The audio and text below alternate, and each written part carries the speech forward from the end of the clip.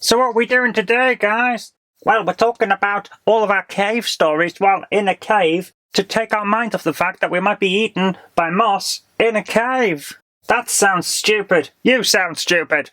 Hello and welcome to another episode of TrekHammer, where we're talking about the latest episode of Star Trek Lower Decks. And yes, this one is a little bit late. I've had the flu. That's probably why I sound a bit off. Let's get straight into it.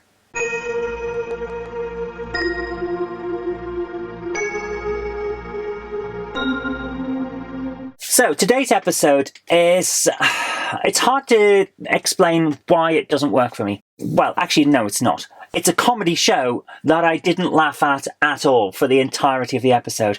And that is a fundamental flaw. I think we can all agree. Most of the time, Lower Decks is hilarious and I love it. But this episode just felt like filler. It felt like that thing you get, the breather episode, the so-called breather episode, where you know that you're building up to the finale, but you've got an extra episode, so you stop what you were doing beforehand for the build-up. You have a breather to let the audience take stock, and then you go into the finale.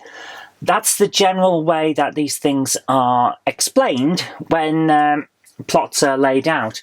But I've never been a fan of that. I don't like the fact that it feels artificial. And that's really the big issue that I have with this episode. It doesn't go anywhere. It doesn't enhance the plot. In fact, what it actually does is make a conspiracy theorist character that I personally cannot stand the sight of. It makes him seem right, and that is a fundamental problem in terms of storytelling. If you're making the conspiracy nut seem like he's actually got the right idea, then you are failing as a writer unless your idea is to make that character seem justified. And I don't think that was the idea behind it. I think the idea was that you don't really know someone until you spent time with them. Yeah, that's a nice moral, but don't do it with conspiracy nuts when we've got so much of a problem in the modern world with conspiracy theorists running amok and causing problems. So I didn't like that. I also didn't like that constantly the main characters are ignoring Tendi. They're ignoring what she's trying to say, downplaying what she's trying to contribute for the group effort, and then in the end, she's right. So it's just, that's the kind of storytelling that I hate. Because it's essentially bullying. It's social ostracization, and I don't like it. And you shouldn't be doing it. You certainly shouldn't be making your main characters all do it. Again, I understand the moral. Let them talk because they might have the right idea. And yes, it's a great moral, but it was badly executed. And that's kind of a way of explaining the entire episode, isn't it? Nice ideas, badly executed. It's a really poor one. Because at the end of the episode, after I'd watched the whole thing, which I thought was nicely voice acted and nicely animated and all of that, I turned to my wife and said, "Did I laugh at any point in that episode?" And she just shook her head and said, "No." So what can I say about it?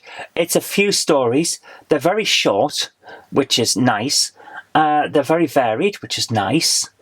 And it doesn't go anywhere, which isn't nice.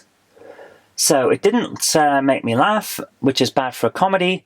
It didn't go anywhere, but it was nicely animated and it was nicely acted. So at most, it could get a 5, but I really don't think it was worth having in this season.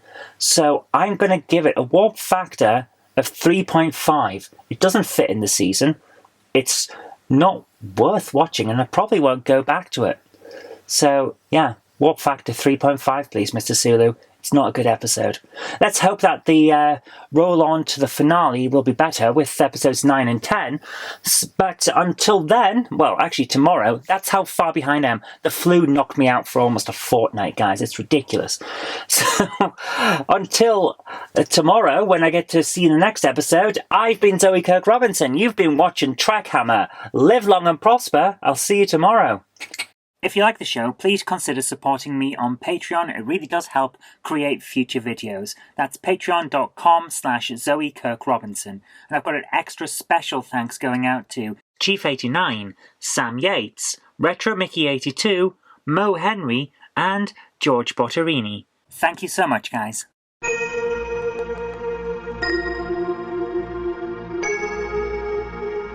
you.